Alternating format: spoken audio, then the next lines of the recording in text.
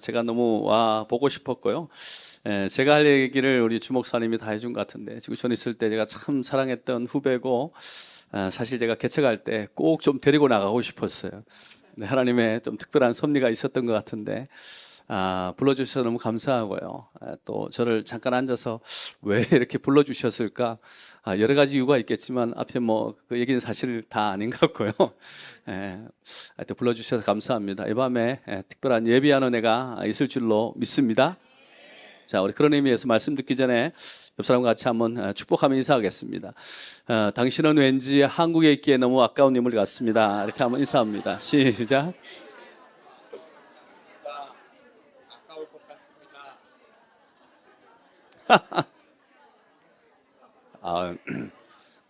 근데 진짜 교회 분위기가 너무 좋네요. 특히 우리 다음 세대 와서 너무 좋아요. 진짜 4번 다 참석해서 정말 아주 스펙타클한 선물 다 받을 수 있기를 축복합니다.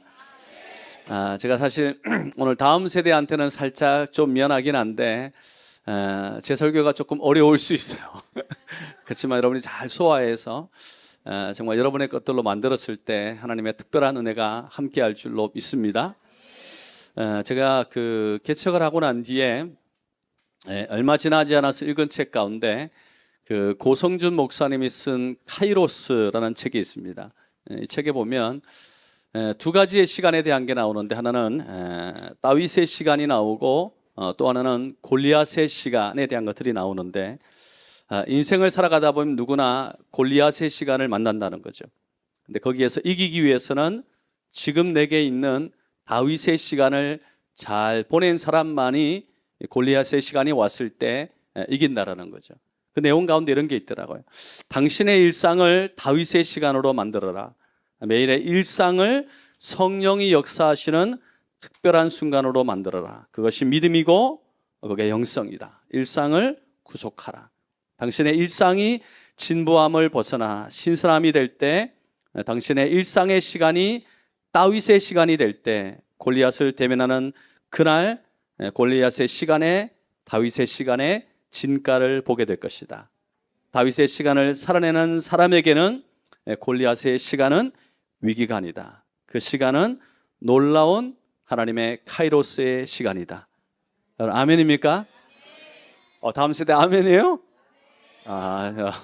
여러분이 아멘이 될 수 있기를 축복합니다. 좀 어려운 얘기지만 쉽게 얘기하면 골리앗과 싸우는 시간이 온다라는 거죠. 근데 그냥 아무렇게나 있는 사람에게 골리앗의 시간이 오면 골리앗을 이길 수 있는 것이 아니라 일상에 내게 주어진 다윗의 시간, 양을 치고 그 다음에 그 인생의 삶에 주어진 목자로서의 시간을 잘 감당했던 시간이 있는 사람만이 골리앗의 시간이 왔을 때 골리앗을 이기는 놀라운 역사가 있다라는 거죠. 어쩌면 이제 우리 더 블레싱 처치는 여러분의 인생의 삶에, 여러분의 교회에 골리앗의 시간이 지금 오고 있다고 생각합니다. 세상과 정면으로 승부해야 되는, 사실 이 땅의 교회가 작게는 5만 개, 많게는 6만 개 정도 있다고 합니다. 한국에만. 그 속에서 우리 이 교회가 정말 세상과의 승부에서, 교회다운 교회로서의 승부에서 이기기 위해 여러분의 교회에 주어져 있는 지금의 이 다윗의 시간에서 여러분이 잘 승리할 수 있기를 축복합니다. 여기에서 은혜가 있고 여기 하나님이 함께 하실 때 먼 훗날 여러분의 인생의 진가를 보여야 될 세상과의 승부에서 하나님께서 역사하시는 다윗의 시간을 넘어 이 골리앗의 시간에 우리 모두가 승리할 수 있기를 축복합니다. 자, 그런 교회, 그런 삶이 되려면 어떻게 해야 될까? 한 3가지 정도만 다윗의 인생을 통해서 살펴봤으면 좋겠습니다. 첫째는 이거 좀 영어를 써서 죄송한데 한번 따라하겠습니다. 포지션이 아니라 어노인팅이다.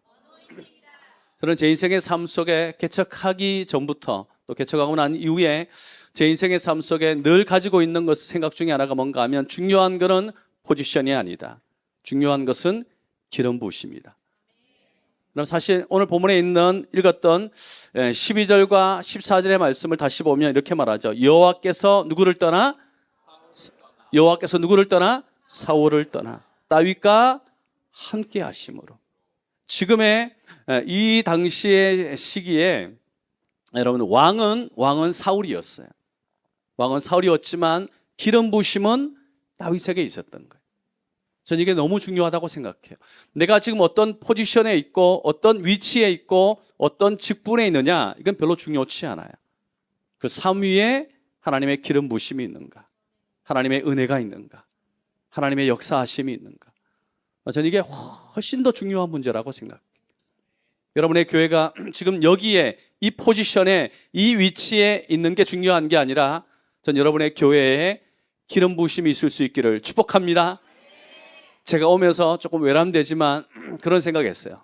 여기를 이제 내비게이션 찾아가지고 오다가 잘 왔는데 순간 잘못해서 왔던 길을 또, 그래서 제가 사실 웬만해서 운전 그렇게 하지 않는데 백을 했어요. 왜냐하면 간 길이 너무 아까워가지고 야, 이거 어떡하나 이거.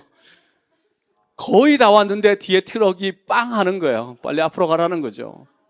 그래서 제가 이제 다시 한번 돌아가지고 이렇게 왔어요. 제가 오면서 무슨 생각했냐면 이 생각했어요. 정말 이 교회에 올 사람은 하나님의 은혜를 사모하는 사람이 오게 되는 줄로 믿습니다.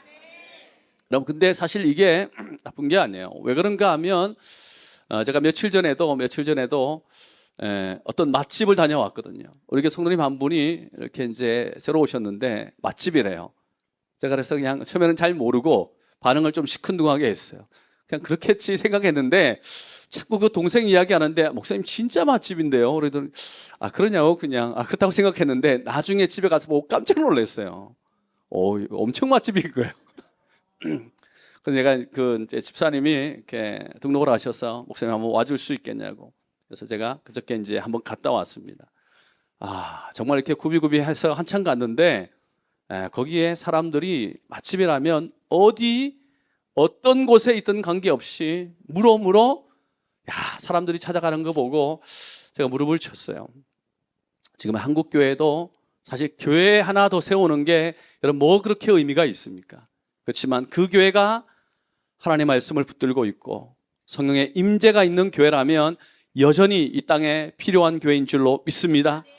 그래서 제가 오면서 그런 생각했어요. 이 교회에게 필요한 것은 어떤 포지션, 어떤 자리, 어떤 건물이 중요한 게 아니라 우리 더 블레싱 처치에 하나님의 기름 부심이 있을 수 있기를 축복합니다. 여러분, 왕의 직함은 사실 사울에게 있었지만 본문에 보면 여호와께서 사울을 떠나 다윗과 함께 하심으로 사울이 그를 두려워한지라. 그러므로 사울이 그를 자기 곁에서 떠나게 하고 그를 천부장으로 삼음에 그가 백성 앞에 출입하며 다윗이 그의 모든 일을 어떻게 해요? 지혜롭게 행하니라. 여호와께서 그와 함께 계시니라. 그럼 맨 마지막에는 이 문장에 여호와께서 나와 함께 계시니라. 이것이 여러분의 고백이 될 수 있기를 축복합니다. 여러분, 이거면 되는 거예요. 이거면 되는 것입니다. 사실 굳이 다윗이 골리앗을 이긴 것, 이건 둘째치고 하나님이 그의 인생과 함께 하시는 여기에 대한 분명한 것들이 있을 때 하나님이 일하시고 하나님이 역사하시는 줄로 믿습니다. 자, 그런 의미에서 옆 사람에게 한번 축복하겠습니다. 하나님이 당신과 함께 계십니다. 한번 축복합니다. 시작. 자, 아멘입니까? 한 번 더 인사하셔야 됐어요. 하나님이 당신과 함께 계시는데 얼굴 모양은 왜 그 모양이십니까? 자, 한 번 더 시작. 하나님이 당신과 함께 계시는데 얼굴이 많이 펴졌어요 지금. 여러분, 이게 굉장히 중요한 거예요. 사실 우리가 하나님을 믿고 있다고 얘기하지만 진짜 그 믿음이 실제가 안 될 때가 많이 있잖아요. 제가 코로나를 지나가면서 이걸 너무 많이 느꼈어요. 저는 개척한 지 2년 반 만에 코로나가 왔어요. 제가 깜짝 놀랐어요. 왜 놀랐는가 하면 보이지 않는 게 이렇게 무서울 수 있는가. 그게 하나가 놀랐고, 또 하나는 뭘 놀랐는가 하면 내가 왜 이렇게 놀라나. 코로나는 하나님이 모르실 리 없고 하나님이 이 상황을 아실 텐데, 비록 2년 반 만에 코로나가 왔지만 하나님이 이 상황에 대한 것들을 다 알고 계실 텐데 내가 왜 이렇게 두려워하는가. 한국교회를 보니까 한국교회 목회자들도 그렇더라고요. 어떻게 할 줄을 모르고 우왕좌왕하며 두려워하고 있는 모습에 제가 사실 놀랐어요. 그리고 솔직히 이렇게 얘기했어요. 우리의 믿음이 엉터리구나. 우리의 믿음이 엉터리구나. 하나님을 믿는다고 그렇게 얘기하시면 실제 우리의 삶에 실제가 안 되는 거예요. 오늘 하나님이 이곳에 계신 줄로 믿습니다. 사실 그러면 끝이 나는 거예요. 근데 문제는 우리의 삶 속에 이 하나님의 함께 하심에 대한 실제가 우리의 삶의 현실이 안 되는 거예요. 그러면서 제가 굉장히 많이 회개를 했어요. 그러면서 다시 초심으로 돌아가서 정말 하나님과 동행하는 삶, 하나님과 함께하는 삶. 그때 이후로부터 제가 뭘 하고 있는가 하면 매일같이 영성일기를 적어요. 하나님과 동행하는, 다른 성도님들은 둘째치고 담임 목사인 내가 하나님과 동행하는 삶이 될 때, 저는 사실 제가 목회해 보니까 우리 교회를 예를 들면 여러분들을 목회하는 게 저는 어렵다고 생각했어요. 저는 지구촌께서 20년 사역했거든요. 성도님들을 목회하고 교육하는 게 어렵다고 생각했는데 세상에서 가장 어려운 거는 담임 목사인 저 하나 목회하는 게 가장 힘들었어요. 무슨 얘기인지 아시죠? 그죠? 저는 지금도 우리 성도님들 목회할 생각을 별로 안 해요. 저 자신을 목회하려고 생각해요. 내가 말씀 앞에 깨어 있는가? 내가 정말 주님의 임재하심 앞에 깨어 있는가? 오늘도 내가 주님의 은혜를 사모하는가? 여러분, 사실 여러분이 보고 싶은 한국교회 목회자의 삶이 그런 거 아니겠습니까? 여러분, 설교 잘하는 목사님들은 세상에 세고 셌어요. 유튜브를 틀어보세요.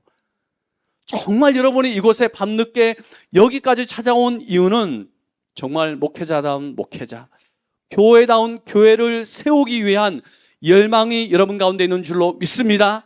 저는 우리 주목사님에게 저는 그 싸움을 먼저 하라고 하고 싶어요. 물론 빨리 교회를 세우고 빨리 건물을 세우는 것도 중요하겠지만 더 중요한 것은 사실 미안한 얘기지만 그 일은 하나님이 하실 일인 줄로 믿습니다. 저는 제가 지금 건축을 하고 있지만 건축하면서 제가 가지고 있는 생각이 뭔가 하면 건축은 하나님의 일 대신 나는 주님을 바라보는 일. 전 정리가 돼 있어요. 그래서 제가 건축을 시작하면서 우리 교회 성도님들이 이제 담임 목사님이 건축 시작하면 온통 관심이 다 저기 가 있겠구나 생각했어요. 근데 건축 시작하면서 제가 뭐 했는가 하면 우리 교회 대신방 했어요. 하나님이 저한테 그러셨어요. 건축은 내 일, 그리고 너는 성도 사랑하는 일. 하나님이 정리를 해 주셨어요. 그러니까 우리 성도님들이 굉장히 많이 놀라더라고요. 그래서 저는 최근엔 좀 더 가지만 원래 건축 시작하고 별로 현장도 안 갔어요. 우리 부목사님 가 계시거든요. 그게 뭐 일부러 그런 딴 게 아니라 제가 해야 될 가장 중요한 일은 오늘도 주님 바라보고 주님을 예배하고 하나님을 믿는 믿음의 삶이 우리의 삶의 가장 중요한 일인 줄로 믿습니다. 이 밤에 오신 분들 여러분이 어떤 일을 하는지 제가 알 수 없지만 여러분의 포지션이 중요한 게 아닙니다. 여러분이 어떤 자리에 있는 것이 중요한 게 아니라 여러분의 인생에 성령의 기름 부으심이 있을 수 있기를 축복합니다. 여러분이 하는 일 가운데 하나님 기름 부어주시고 여러분이 손대는 일 가운데 하나님이 은혜를 주셨을 때 그 삶이 복되고 그 삶이 하나님의 축복의 삶인 줄로 믿습니다. 저는 우리 성도님의 삶에도 늘 이 기도 또 이 말씀으로 많이 선포합니다. 포지션이 중요한 게 아니라 어노인팅이다. 우리가 요즘 슬로건 중에 하나입니다. 포지션이 아니라 뭐다? 어노인팅이다. 자, 우리 옆 사람에게 포지션이 아닙니다. 어노인팅입니다. 시작. 포지션이 아닙니다. 여러분 아멘이시죠? 정말 진심의 마음으로 우리 다음 세대가 요즘 또 영어 잘하는 세대이기 때문에 잘 알아들었으면 좋겠어요. 저는 사실 우리 다음 세대, 저는 대학부만 10년 했거든요. 사실 지금의 시기가 참 중요한 것 같아요. 어느 대학을 가느냐, 사실 학교를 가느냐, 이것도 중요하지만 여러분 그거 가르치셔야 돼요. 우리 아이들의 인생에 여호와의 은혜가 있을 수 있기를 축복합니다. 또 뭐 스카이부터 시작해서 수많은 애들 많이 가르쳤지만 학교가 중요한 게 아니에요. 서울대 가도 안 되는 애들은 안 되고 저 지방에 있는 대학을 가도 하나님이 그의 인생 붙들어 주시면 능히 잘 쓰임받게 되는 줄로 믿습니다. 우리의 다음 세대가 정말 하나님의 기름 부으심이 있는 하나님의 은혜가 있는 세대 될 수 있기를 축복합니다. 이게 첫 번째예요. 골리앗의 시간에 싸워서 승리하기 위해 지금의 다윗의 시간에 여러분 가운데 준비해야 될 게 바로 이거라는 거죠. 여러분의 삶의 기름 부으심. 두 번째입니다. 또 하나 이 밤에 우리가 좀 기억해야 될 중요한 것들이 있다면 여러분, 하나님의 휘슬 소리에 반응하는 사람이 되라는 거예요. 하나님의 휘슬 소리에 반응하는 인생. 여러분, 중동 사우디에 가면 왕이 타는 말을 훈련시키는 아주 특별한 방법이 있습니다. 왕이 타는. 그러니까 원래 또 중동이 원래 돈이 많잖아요. 중동의 왕이라는 사람들은 대단한 사람들입니다. 그래서 혈통 가장 좋은 말들을 다 모아다가 테스트의 과정을 거치게 되는데 이제 몇십 마리를 추리게 됩니다. 추리고 난 뒤에 마지막으로 하는 훈련이 있어요. 이게 통과가 안 되면 아무리 혈통이 좋아도 왕의 말로 쓰임받을 수는 없습니다. 어떻게 하는가 하면 훈련을 시키고 난 뒤에 이 조련사들이 무슨 훈련을 시키는가 하면 호각 소리를 불면, 휘슬을 불면 멈추는 훈련을 시켜요. 뭐를 불면요? 호각을 불면. 휘슬을 불면 스탑하는 훈련. 이거를 잘 시키고 난 이후에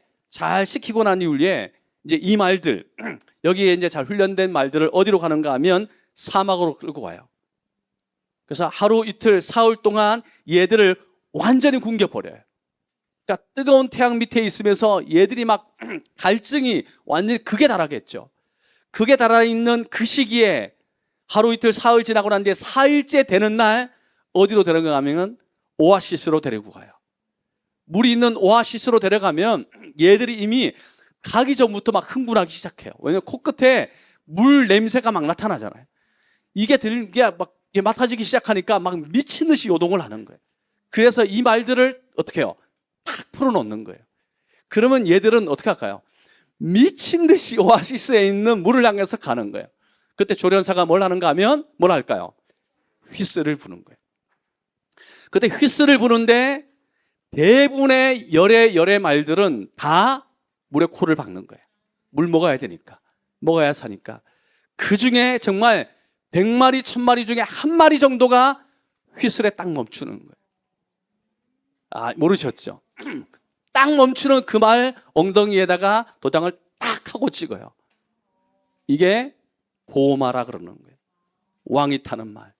그리고 그 말을 왕궁으로 보내는 거예요. 왕궁으로 보내는 거예요. 저는 다윗의 인생을 묵상할 때 하나님이 왜 다윗을 쓰셨을까? 사실 죄질로 이야기하면 다윗도 만만치 않은 인생이에요. 근데 다윗의 인생이 하나님의 그 쓰임 받는 그런 중요한 대목 중에 하나가 뭔가 하면 다윗의 평생의 천적이 사울이잖아요. 10년 이상을 광야에서 보내요. 그러니까 다윗이 사실 골리앗을 이겼지만 골리앗을 이기고 난 이후에 다윗의 인생은 완전히 꼬였어요. 사울 때문에. 그러니까 10년의 광야 생활을 보냅니다. 근데 광야 생활을 보내는 그때 정말 절호의 기회가 와요. 그게 뭔가 하면 그가 아둘람 굴에 들어가 있을, 제가 이스라엘 갔을 때 아둘람 굴 들어가 봤거든요. 들어가 봤는데 그 굴은 굉장히 신기하게 생겼어요. 어떻게 생겼는가 하면 겉으로 봤을 때는 그냥 일반 굴인 것 같은데 그 안에 개미굴이 따로 있어요.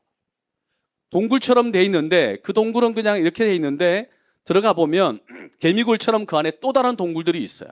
그 들어가는 입구가 뭐 어떤 거는 좀 작아가지고 사람 하나 정도 겨우 들어가면 통과하고 나면 그 안에 이거보다 몇 배가 되는 큰 홀들이 있어요. 완전히 그때는 절대 암흑이죠.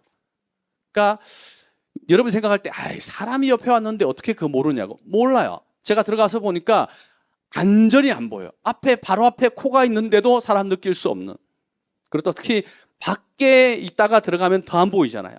마찬가지로 그렇게 조그만 곳에 딱 들어가면 알 수가 없어요. 사실 사울이 영변을 보러 들어갔을 때 다윗에게 절호의 기회가 있었잖아요. 진짜 그래서 주위에 있는 사람들도 이때가 기회라고. 이때 만약에 다윗이 사울을 죽였으면 왕이 됐을 거라고 생각했어요. 근데 어떻게 하는가 하면 다윗이 죽이지 않죠. 왜 그랬을까? 저는 그때 다윗이 하나님의 휘슬 소리를 들었다고 생각해요. 능히 할 수 있고 너무나 할 수 있는 상황이고 너무나 해내야 되는 일이라고 생각했는데 하나님이 그때 스탑을 한 거예요. 전 이 순간이 하나님의 사람들에게 있어서 굉장히 중요하다고 생각해요. 거기에서 하나님이 쓰시는 사람과 그렇지 않은 사람의 결정적인 분수령이 있다고 생각해요. 여러분 제가 사역하면서 보니까 여러분 이거를 조심해야 돼요. 그게 뭔가 하면 이게 하나님의 뜻입니다 라는 유혹을 조심해야 돼요. 이게 하나님의 뜻입니다. 여러분 이게 제가 다 읽진 않았지만 그 사무엘상 24장에 가면 이제 사울이 들어왔을 때 다윗과 함께 있었던 부하들이 뭐라 그러는가 하면 이건 하나님이 주신 기회라고. 아니 어떻게 사울이 지나가다가 용병 몰 곳이 없어가지고 이 동굴에 들어왔고 그것도 마침 우리가 있는 이곳에 왔기 때문에 이거는 죽이라는 하나님의 뜻이라고. 이건 하나님의 뜻이라고. 사실 저 같았어도 그럴 거라고 생각해요. 근데 다윗이 그 뜻을 거절해요. 여기에 사실 원어를 살펴보면 다윗이 물고 찢었다는 표현을 써요. 무슨 얘기인가 하면 금했다는 표현이 물고 찢었다는 건데 이 표현은 어떤 표현인가 하면 다윗의 부하들이 항변을 한 거예요. 이게 사실 당신 목숨만 달려있는 거냐. 사울을 안 죽이면 다윗 따르던 사람은 다 죽는 거예요. 그러니까 다윗이 죽이는 거는 다윗의 목숨뿐만 아니라 다윗을 따랐던 400명의 모든 사람의 목숨이 다 달려있기 때문에 이거는 죽여야 되는 거예요. 그러니까 다윗의 부하들이 엄청 얘기했을 거예요. 당신 미친 것이냐 지금. 왜 이걸 안 하냐. 하나님의 뜻인데. 근데 그때 멈추었던 거예요. 저는 우리 인생의 삶에 저는 이런 하나님의 휘슬 소리를 듣는 게 굉장히 중요하다고 생각해요. 마치 하나님의 뜻인 것 같고 마치 하나님의 섭리인 것 같고 이거를 취해도 되는 같은 순간에 하나님이 여러분의 인생을 향해서 휘슬을 부를 때가 있어요. 저는 이제 우리 주목사님보다 먼저 2017년에 개척을 시작했습니다. 지구촌교회 20년을 잘 있다가 이제 동탄이라는 지역에 저는 사실 한 번도 살아본 적이 없고 동탄이 어떤 곳인지도 몰랐어요. 겁도 없이 저도 이제 개척을 시작했죠. 개척을 시작했는데 사실 저는 이제 상가에 있는 5층을 계약했는데 제가 부산을 내려갔는데 전화가 왔어요. 그래서 상가의 주인이 해지하겠다고. 그래서 왜 그러냐 그러니까 상가 주인이 2명인데 2명이 이렇게 건물주인데 한 사람이 불교 신자예요. 죽어도 교회는 안 되겠다라는. 제가 거기서부터 장벽을 만났어요. 개척은 세상에 쉬운 게 없어요. 그래서 부산 내려가자마자 바로 반대편에 차를 타고 다시 올라왔어요. 만났는데 안 된다는 거예요. 함께 갔던 부동산에 있는 분이 이거 소송하자고. 소송하면 이길 수 있다고. 근데 그때 기도했어요. 하나님의 교회를 세우는데 소송에서 이긴들 그게 무슨 영광이 되겠나. 그래서 내려놓았어요. 내려놓는데 그 다음 며칠 안 지났는데 전화 한 통이 왔어요. 동탄에 계시는 어떤 장로님이 건물을 이렇게 5층 세워놨는데 맨 꼭대기 차고 딱 가서 봤는데 진짜 5층이 다 비어 있어요. 전층이. 그렇게 큰 건물은 아니었지만 비어 있고 그리고 제안하기를 옥상도 다 쓰실 수가 있다고. 할렐루야. 그렇게 생각하고 근데 더 감사한 거는 시세보다 한 20% 싸게 해주겠다라는 거. 완벽한 타이밍이죠. 완벽한 타이밍이에요. 근데 딱 내려와서 건물을 딱 보는데 건물을 반대편으로 딱 보는데 하나님이 제 마음속에 이건 아니다는 마음을 주셨어요. 왜 그런가 하면 세우려는 건물에 이쪽에도 이미 개척교회가 있고 이쪽 건물에도 개척교회가 있는 거예요. 만약에 거기 들어가서 숫자가 늘어나고 부흥을 한들 우리 교회가 막 성장한들 이게 옆에 있는 교회에 무슨 영광이 되고 무슨 적이 되겠나. 지금이야 그렇게 생각하지만 그때는 사실 제가 귀를 막고 싶었어요. 안 들린다. 왜냐하면 막 같이 갔던 부동산 분이 목사님이 이렇게 세상 물정을 몰라가지고 무슨 목회를 하냐고. 요즘은 교회가 건물 너머에 건물이 있는 게 아니라 한 건물 안에 어떻게 해요? 여러 교회가 있는 시대라고 엄청 핀잔을 줬어요. 진짜 이렇게 건물이 있는데 바로 옆에 붙어 있는 거니까. 진짜 그때는 귀를 막고 싶었어요.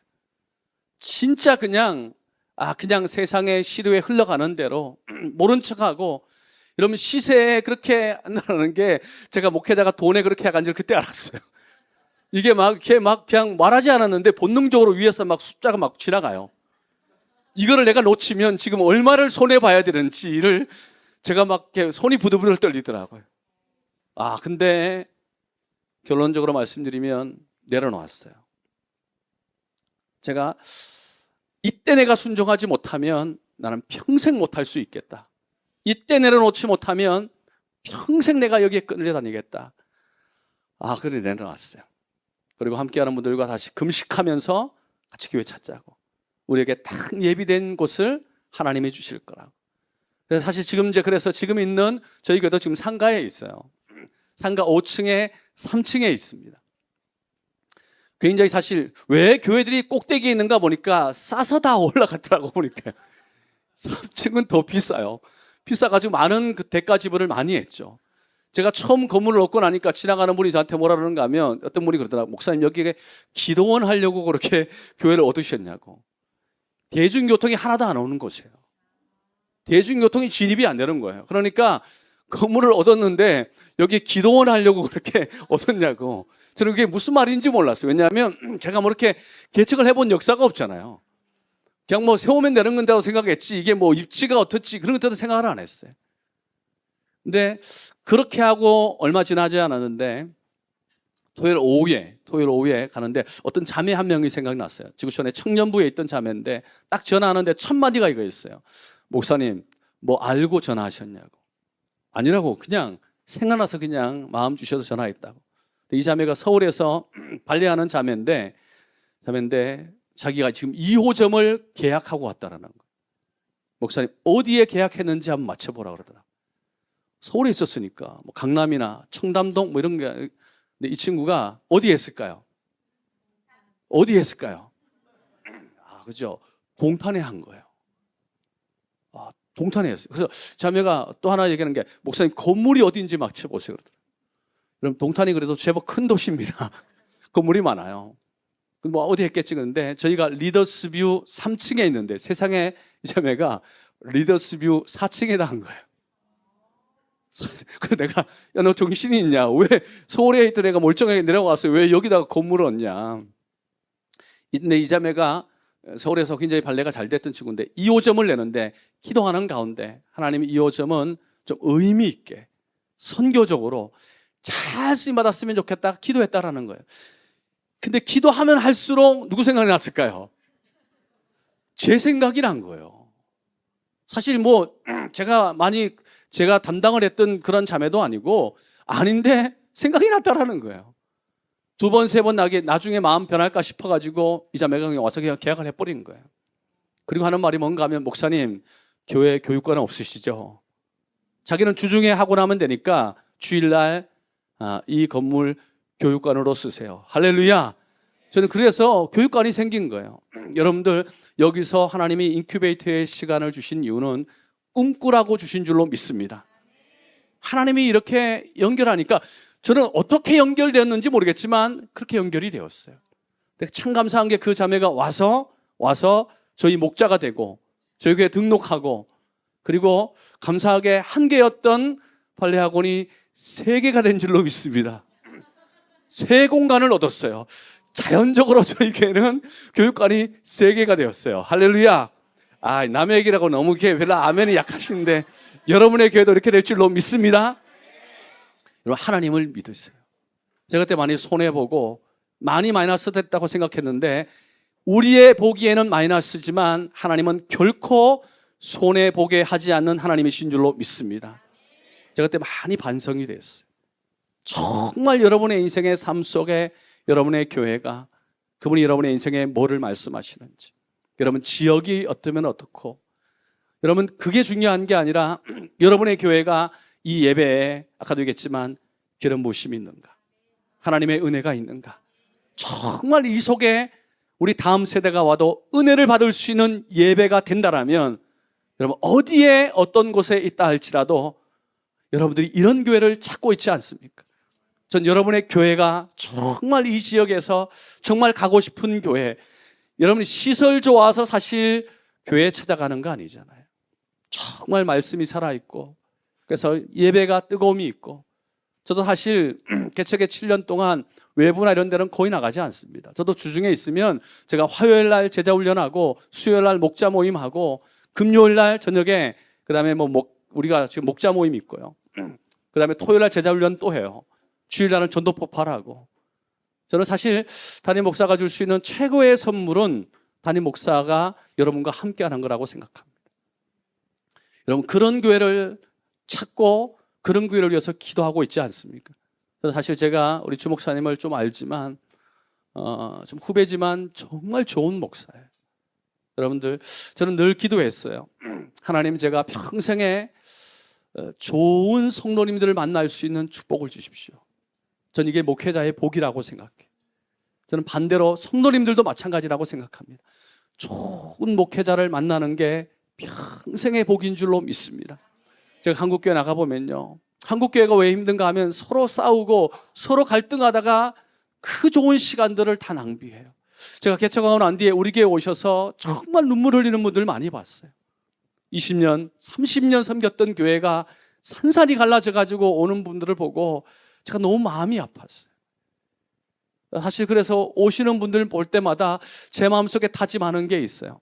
저는 개척 딱 시작하면서 첫 번째 제 아내랑 했던 기도가 이거였어요. 하나님, 제가 은퇴를 잘하게 해주십시오.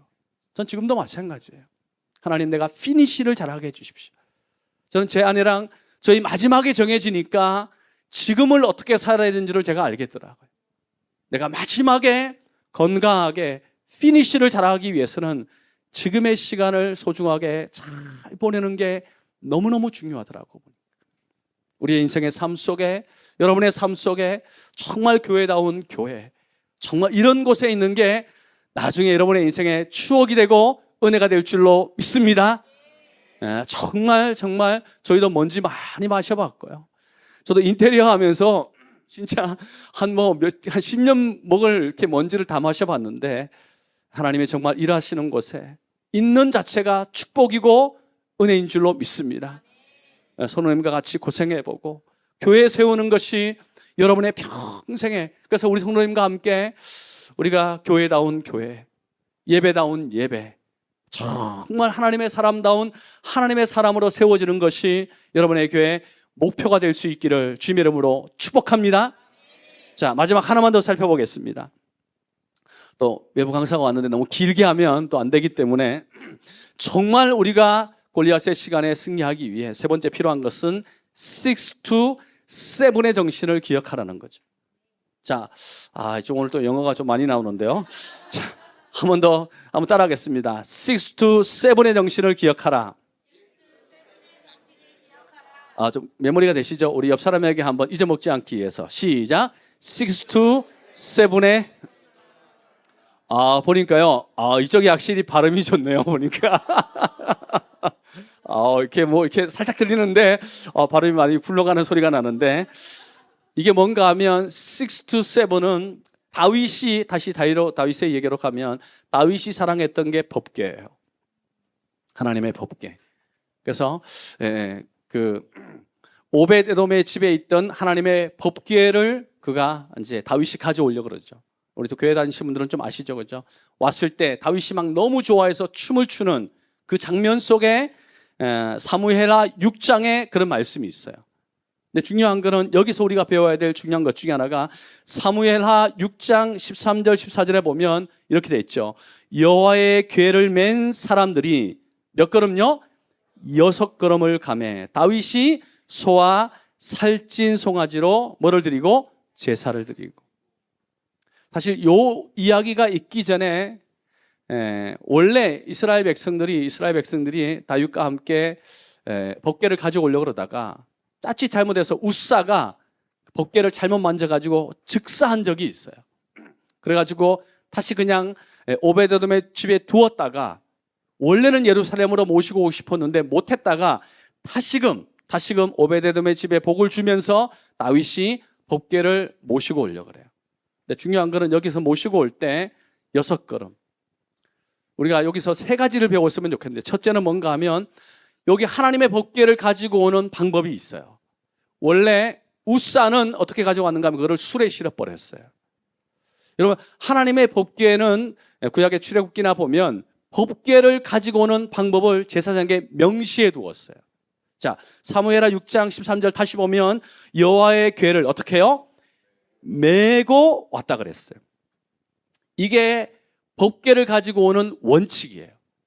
제사장들이 법궤는 사실 메고 와야 되기 때문에 메려고 그러면 힘들잖아요. 그리고 그 오베데돔의 집에서 예루살렘까지가 한 20km 돼요. 그러니까 사실 이게 법궤를 메고 가려 그러면 20km는 쉬운 거리가 아니죠. 쉬었다 간다 그래도. 그러니까 우사가 못 생각하는가 하면 이거 쉬운 방법이 있다. 어떻게 해요? 술에 싣고 가면 된다. 원래는 메고 가는 게 원칙인데 제사장의 아들이었던 우사가 수레를 꺼니까 심지어 다윗조차도 말을 못한 거예요. 제사장이 오늘날로 말하면 담임 목사가 이게 그냥 이렇게 가면 갈 수 있으니까 이거 그냥 수레에 싣고 갑시다 하니까 다윗도 원래 법궤를 사모하면서 동시에 제사장의 마음들이 특심했을 거 아니에요. 노를 못한 거예요.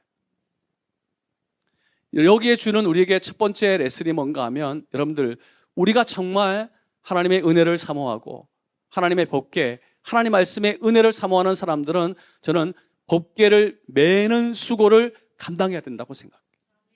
바꿔 말하면 신앙의 편의주의를 조심하라는 거예요. 하나님이 왜 법궤를 매라고 얘기했을까요? 그거는 제사장으로서 감당해야 될 무게가 있다라는 거예요. 근데 우리가 사실 좋은 게 좋다라고 쉽게 하려고 그러잖아요. 제가 개척하고 난 뒤에 깨달은 것 중에 하나가 요즘도 보면 자꾸 예배를 너무 쉽게 드리려고 그래요.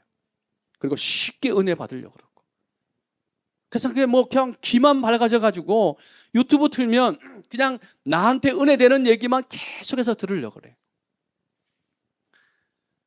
여러분들 착각하지 마세요. 유튜브에서 들은 그 설교가 여러분께 아니에요.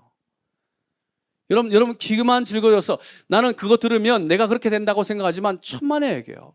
말씀을 듣고 삶을 살아본 그 말씀만이 내 말씀이 되는 줄로 믿습니다.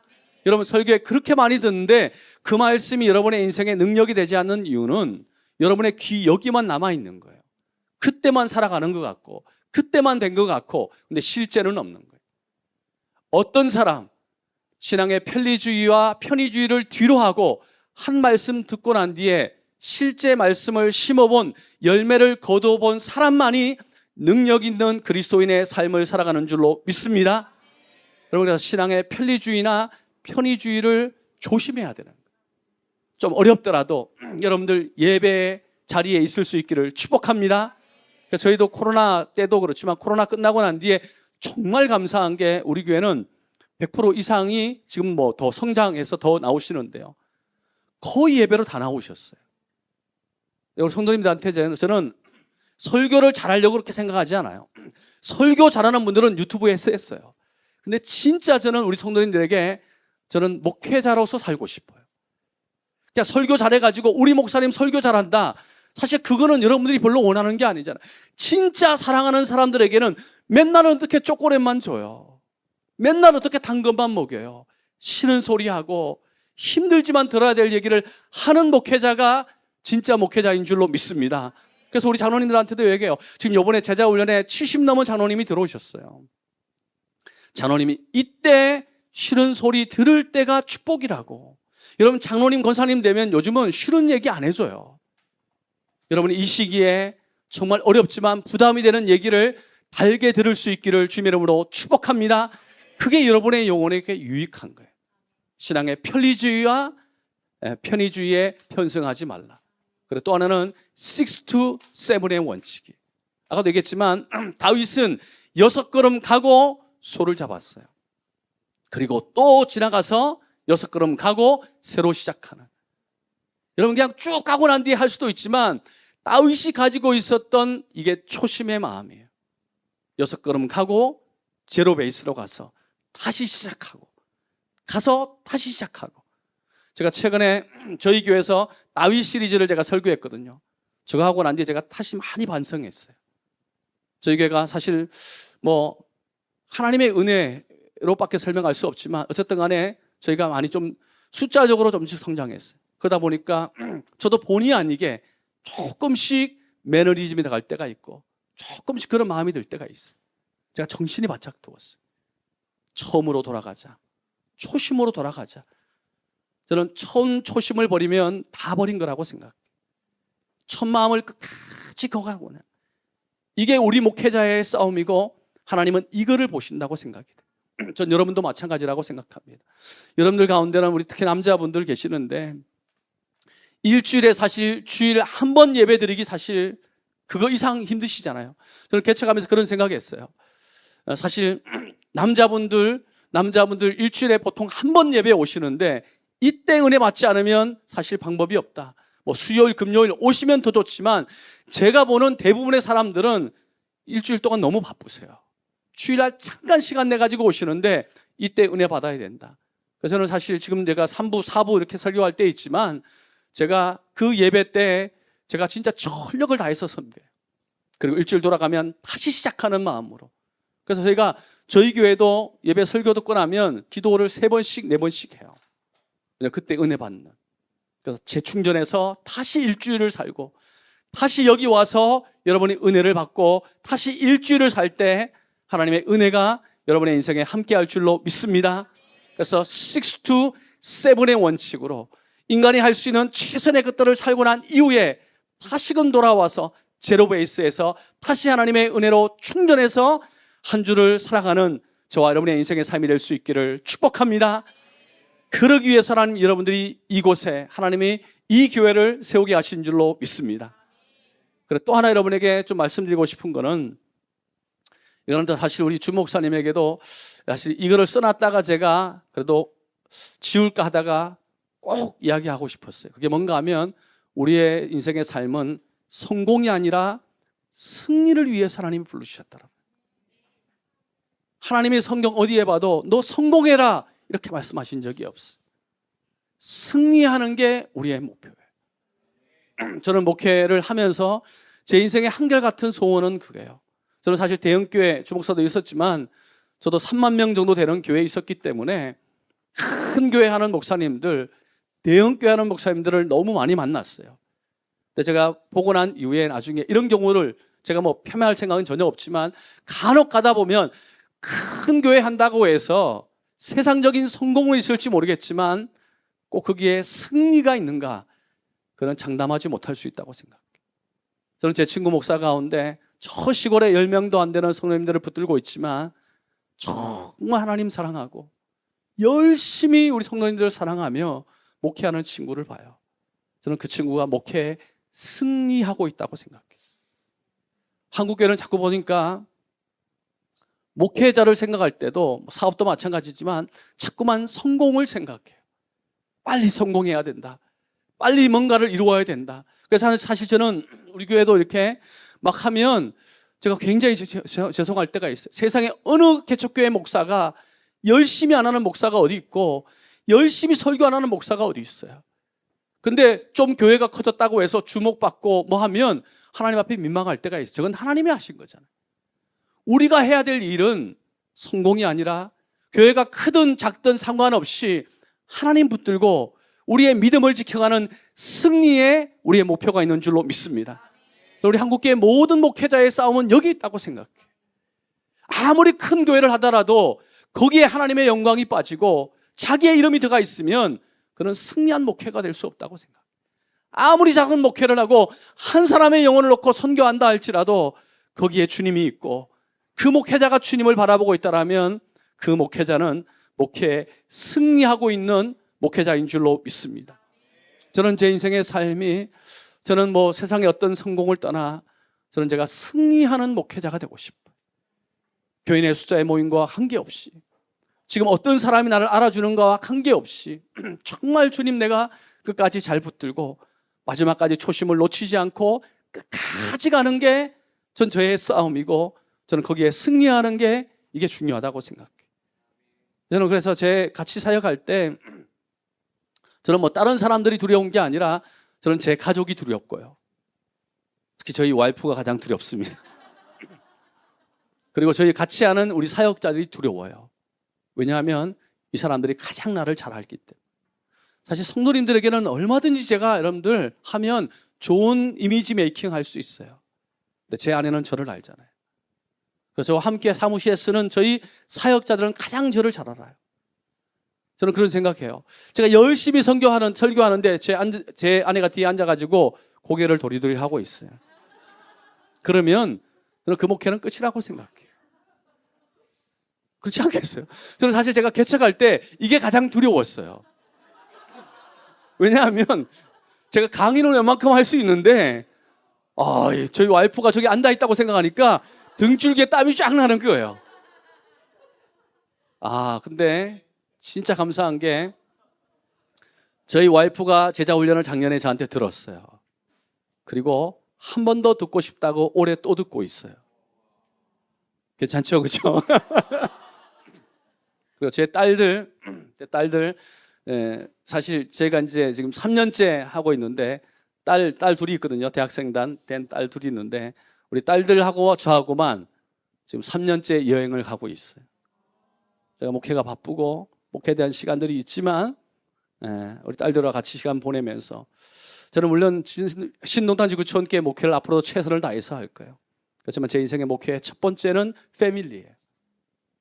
우리 가정을 내가 지키지 못하고 가정을 내가 사랑하지 못하는 목회자가 그 무슨 하나님께 영광이 되겠나? 1000명이 모이고 10,000명이 모이는 게 그게 무슨 그렇게 영광이 되겠나? 근데 감사하게 제 아내랑 같이 보조를 맞추고 그래서 제가 개척하면서 제가 얘기했어요. 또 사모님도 계시는데 우리 손님한테 그랬어요. 우리 와이프는 터치하지 마십시오. 제가 제 아내를 보호하지 못하니까 개척교회 사모님 되면요 막 이한 얘기 많이 들어요. 왜 옷을 그렇게 입었냐, 머리가 왜 그렇냐 그러길래 터치. 제 아내입니다. 제 패밀리라고. 저는 제 마음속에 그런 마음들이 있는 거예요. 어떤 세상적으로 성공해서 빨리 어떤 교회를 세우고 이것도 중요하겠지만 내가 가족들과 함께 이 믿음의 여정을 잘 승리하면서 가는 것. 그러면서도 꼭 우리가 어떤 것들을 떠나서 제가 제 자녀한테 우리 아빠, 제가 이거 한 얘기만 하고 마치겠습니다. 제 딸이랑 얼마 전에 대학교 제가 태다 주면서 그런 얘기 했어요. 승현인데, 야, 승현아, 너는 아빠가 목사인 게 어떻게 괜찮아? 부끄럽지 않아? 이렇게 물으니까 제 딸이 그런 얘기 했어요. 아빠, 나는 아빠가 목사인 게 부끄럽지 않다고. 나는 너 그랬죠. 너 아빠가 좀 이렇게 교회가 커서 그런 거야? 그런 거 아니라고. 나는 아빠가 진심으로 우리 아빠이고 그리고 아빠가 목사인 게 자기는 자랑스럽다고. 저는 그거면 됐다고 생각해.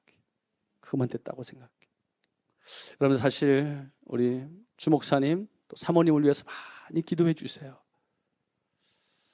여러분 좋은 목회자는 좋은 성도님들이 만들어요.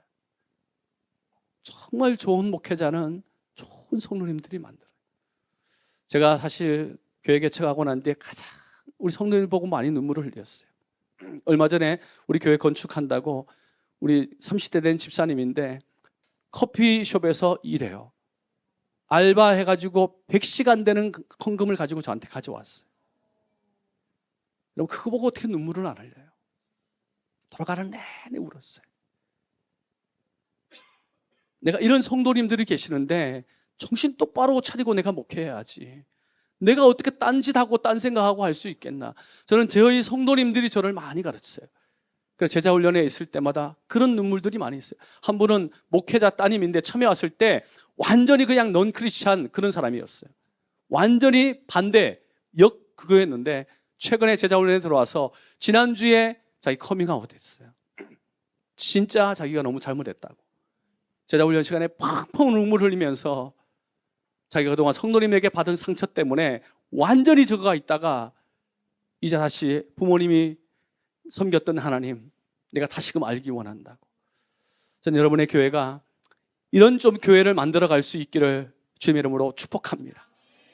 여러분 지역이 어떠면 어떻고, 여러분 건물을 이렇게 빌려서 하면 어떻습니까?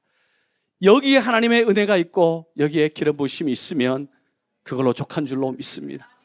오늘부터 시작되어지는 여러분의 4번의 집회, 3번의 그런 시간들을 통해서 여러분 사모하시고 우리 목사님 사모님 위해서 기도해 주시고 여러분들을 위해서 기도해 주십시오.